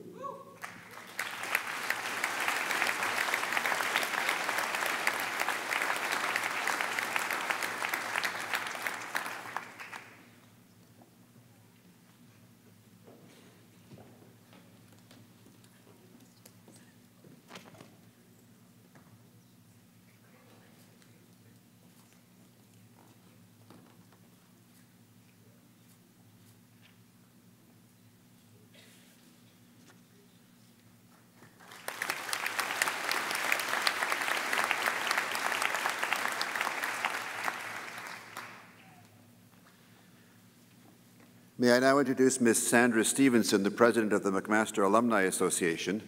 Sandra will now deliver the Alumni Association address.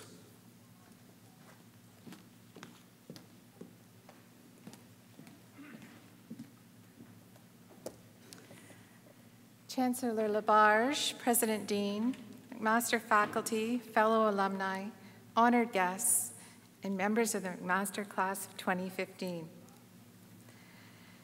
The McMaster Alumni Association is both a custodian of tradition and a champion of the next big thing. We are equally about the grads who have been part of the Mac family for 8 decades and the 35% of Mac alumni who were born after the release of E.T. and Rocky III.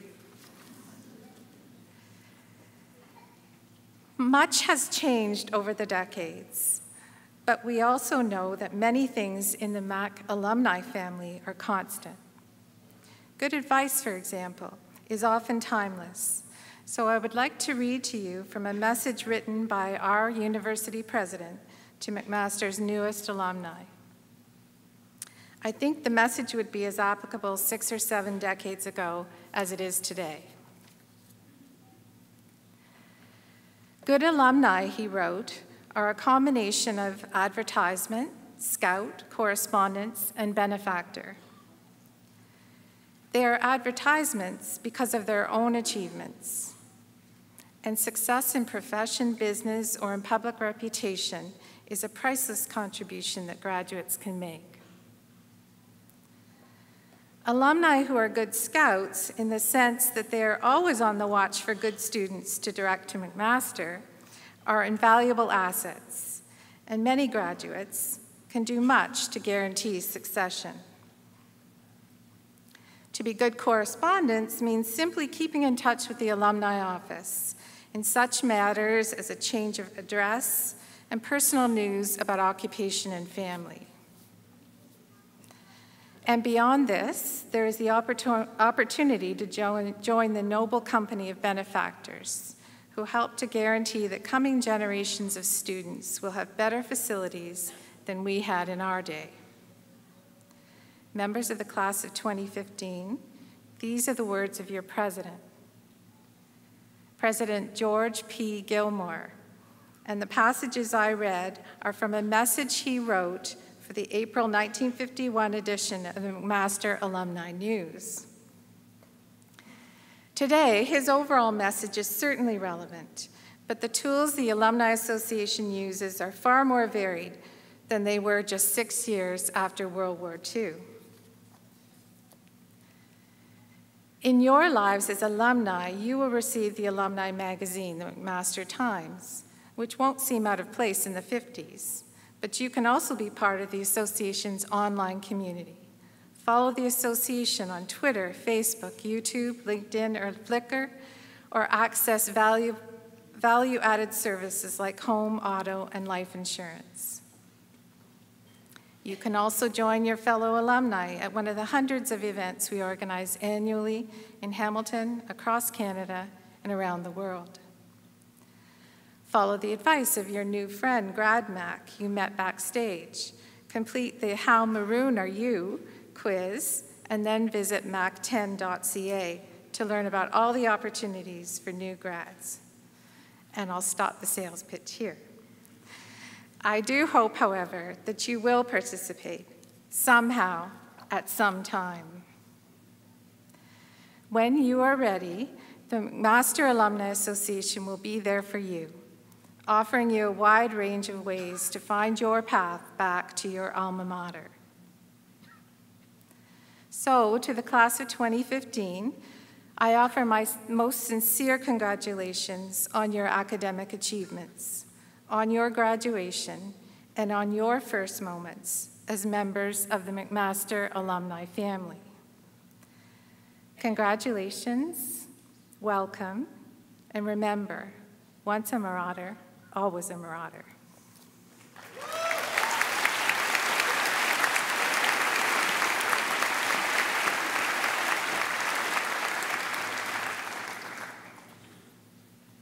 May I invite Dr. Dean back to the podium to deliver his President's Address.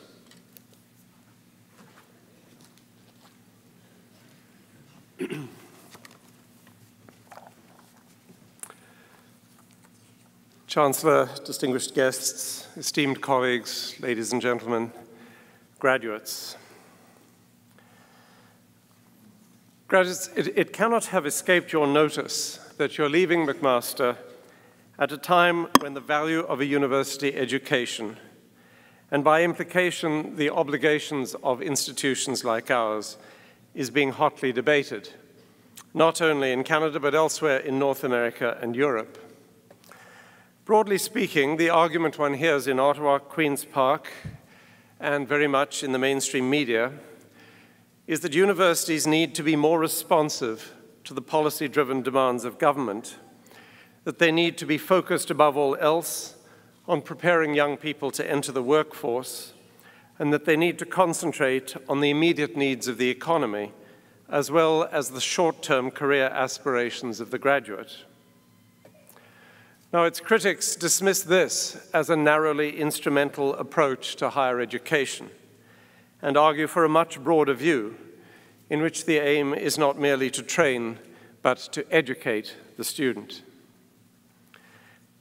As you leave the university today, I hope you feel well prepared to take up the cause for the latter view. A university is a university precisely because it does not exist exclusively to serve short-term societal or economic goals. Institutions like ours operate on both the short and the long horizon. On the one hand, they train students to go out into the world with both general and specific skills necessary to the well-being of society. They work with contemporary problems, and they render appropriate the discoveries and understanding that they generate. On the other hand, they forage in realms of abstraction and domains of inquiry that may not appear immediately relevant to others, but have the proven potential to yield great benefit. Those last words come from a document issued nearly a decade ago by the League of European Research Universities. But their equivalent is to be found in another document, the Magna Charta Universitatum, which McMaster University signed in 2014. And in that document, we are told this: freedom in research and training is the fundamental principle of university life, and governments and universities, each as far as in them lies, must ensure respect for this fundamental requirement. Rejecting intolerance and always open to dialogue, a university is an ideal meeting ground for teachers capable of imparting their knowledge and well-equipped to develop it by research and innovation, and for students entitled, able, and willing to enrich their minds with that knowledge. You have demonstrated yourselves both able and willing, and you have undoubtedly been enriched in ways that are apparent to you today, and in other ways of which you're possibly unaware, but will emerge over the many years to come.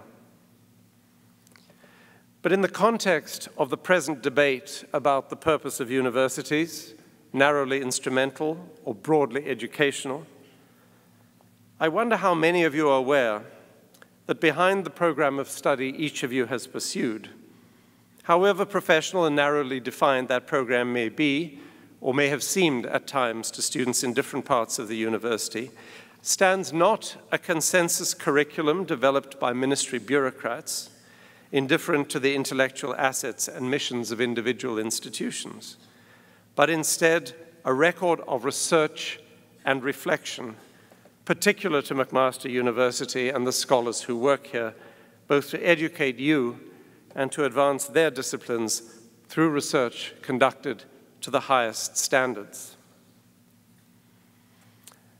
At McMaster, as at any research-intensive institution, we regard the work of educating students and of extending the boundaries of knowledge through research as inseparable and mutually reinforcing activities.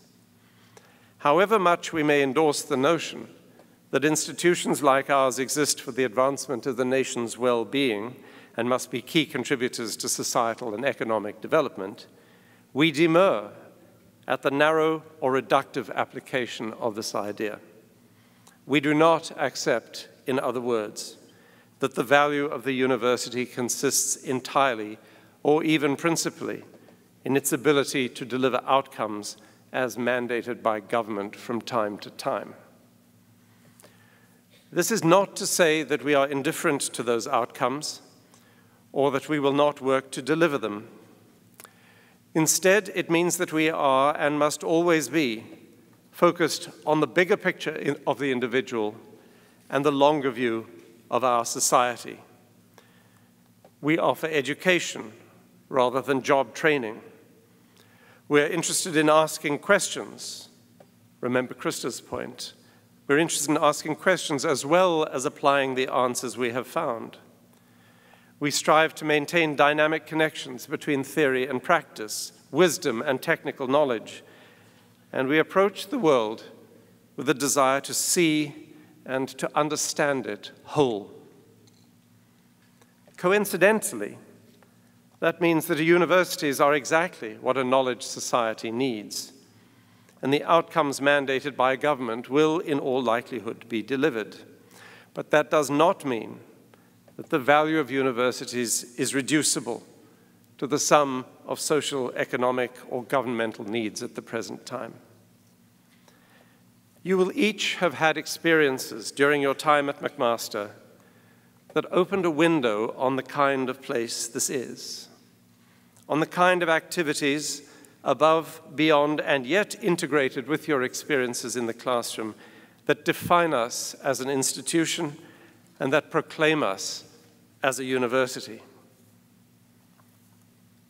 Some students may have watched an intervention in a clinical setting that was original, effective, and clearly influenced by their professor's research.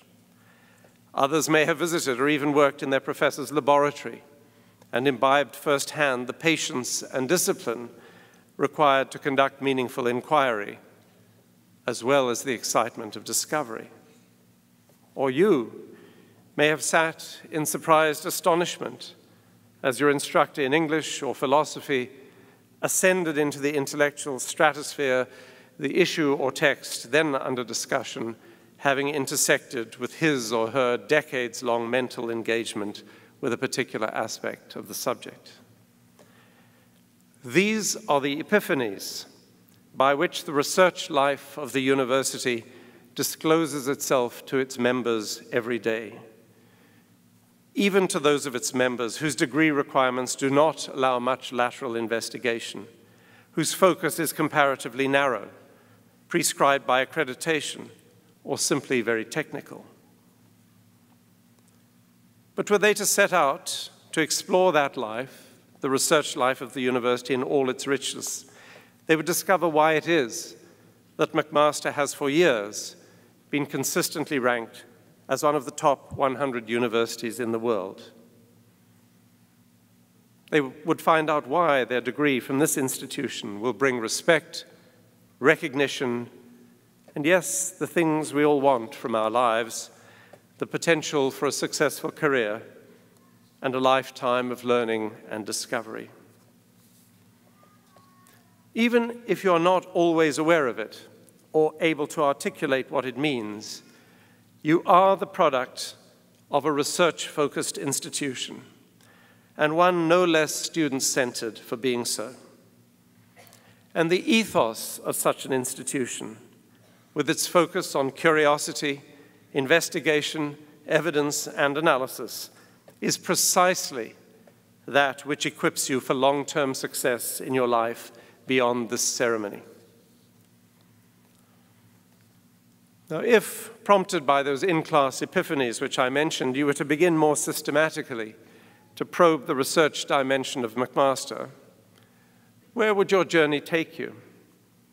It might take you into any one of our more than 50 research institutes and centers, from the Michael G. de Groot Institute for Infectious Disease Research to the Brockhaus Institute for Materials Research, from the Cannes Child Center for Childhood Disability Research to the Center for Functional Genomics, from the Center for Peace Studies to the Farncombe Family Digestive Health Research Institute, from the Gilbrea Center for Studies in Aging to the Institute on Globalization and the Human Condition, to the McMaster Center for Music and the Mind, or the Origins Institute, and I could go on.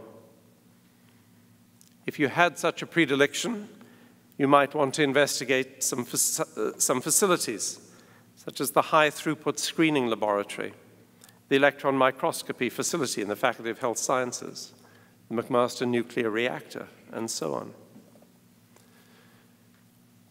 Do you know that in the basement of the Mills Library can be found one of the most outstanding scholarly resources in Canada, the William Reddy Division of Archives and Research Collections? There you will discover manuscripts, radio and television scripts and correspondence by the Irish playwright Samuel Beckett, the papers of Canadian historian Pierre Burton, 36.5 meters of manuscripts, diaries, and other materials relating to Vera Brittain, the British writer, lecturer, pacifist, and feminist. You'll find also the papers of Farley Mowat, 18th century British military manuscripts, journals, and newsletters, and a host of valuable and illuminating documents vitally important for primary research in literature, history, music, cultural studies, business, and many other fields. An occupying pride of place in the basement of Mills Library are the Bertrand Russell Archives, an unparalleled collection of primary and secondary materials relating to Bertrand Russell, the British philosopher, logician, and essayist who won the Nobel Peace Prize in 1950. Visit Mills and you can sit at Russell's desk. You can peruse his library. You can admire the wing chair in which he sat to read. And you can explore the world of 20th century literature, philosophy, politics, and culture. The Russell Archive is a priceless resource for research in the humanities, history, and politics. And like the labs, centers, and institutes which I mentioned, it stands as testimony to the seriousness with which McMaster University has committed itself over the last 128 years to the discovery of knowledge. It embodies, facilitates, and testifies to that broader view of the university's mission to which I referred at the outset, insisting by its presence that we not concede to the narrowly instrumental role governments and our society would, from time to time, seek to impose on us. The Russell Archive literally does testify to the importance of that broader view. For in Russell's writings, you will find a description of the goal of the university, which I hope you will always remember, and which I hope you will seek to uphold as you establish yourselves in your careers and claim your rightful place as leaders in many fields in our province, in our country, and beyond. In an essay from the late 50s entitled University Education, Russell wrote this. This is a quote. "Truth is a shining goddess, always veiled, always distant, never wholly approachable, but worthy of all the devotion of which the human spirit is capable." Your university education may have trained you in fairly specific skills or in singular areas, but its unique and longest-lasting gift to you will be to have kindled your curiosity about truth and your joy in discovery. It is important to say these things and to know these things about the university, because outside of the university family, the benefits of this unique milieu are not well enough understood. Indeed, even when they are understood, they are sometimes also feared. And there is no better explanation for the cause of that fear than this observation, again by Bertrand Russell. Here is the quote.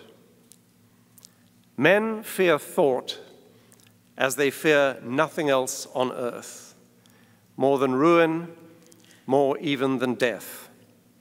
Thought is subversive and revolutionary, destructive and terrible. Thought is merciless to privilege, established institutions, and to comfortable habits. Thought is anarchic and lawless, indifferent to authority, careless of the well-tried wisdom of the ages. Thought looks into the pit of hell and is not afraid. It sees man a feeble speck surrounded by unfathomable depths of silence, yet it bears itself proudly, as unmoved as if it were Lord of the universe." Thought is great and swift and free, the light of the world and the chief glory of man.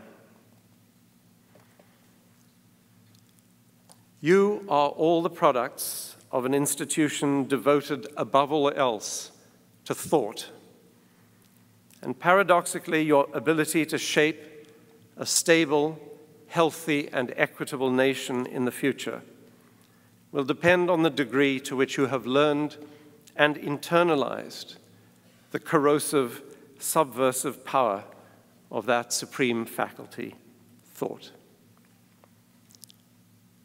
That's my message. I hope you will turn the power of your own minds on it and on the prospects for us all in the future. My congratulations and warmest best wishes to you all.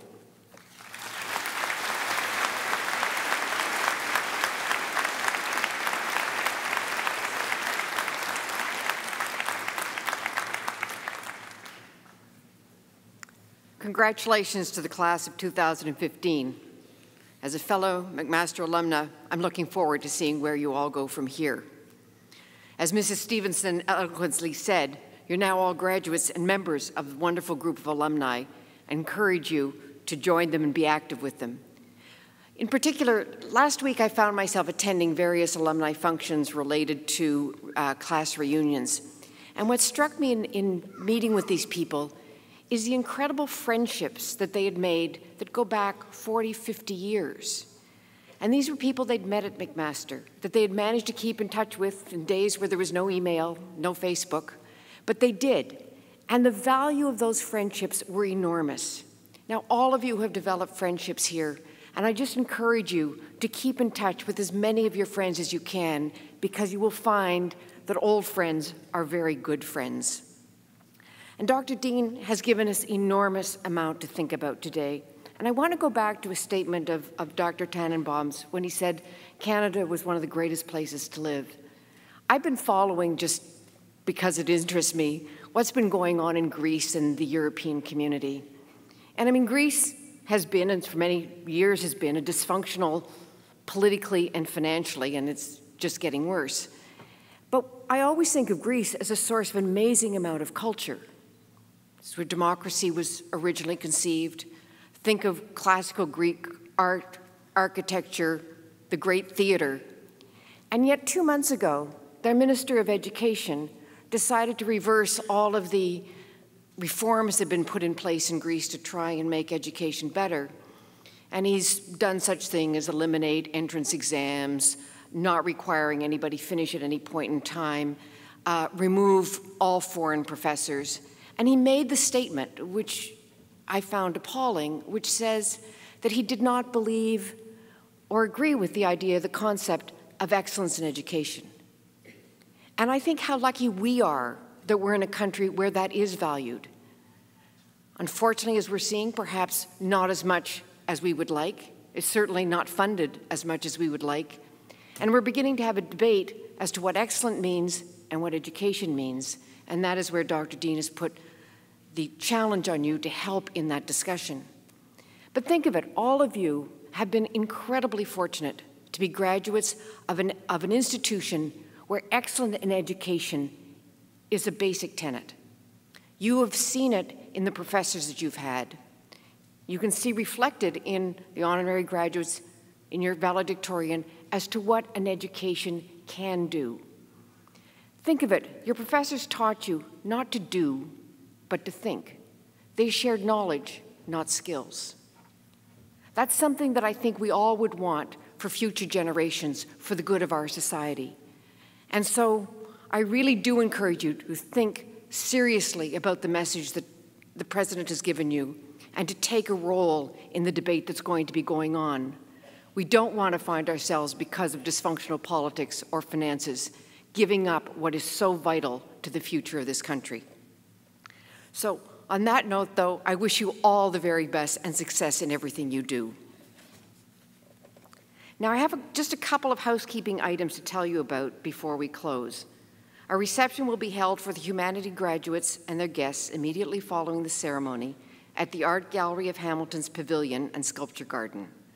The reception for the Arts and Science Program graduates and their guests will be immediately following the ceremony at the Art Gallery of Hamilton's Fisher Gallery. Flowers that have been delivered for graduates will be available at the coat check in the main lobby. I would ask that you please remain standing at your seats until the academic procession and the graduates have left the hall. Finally, please join now in the singing of our national anthem. After the singing of the anthem, this convocation stands adjourned.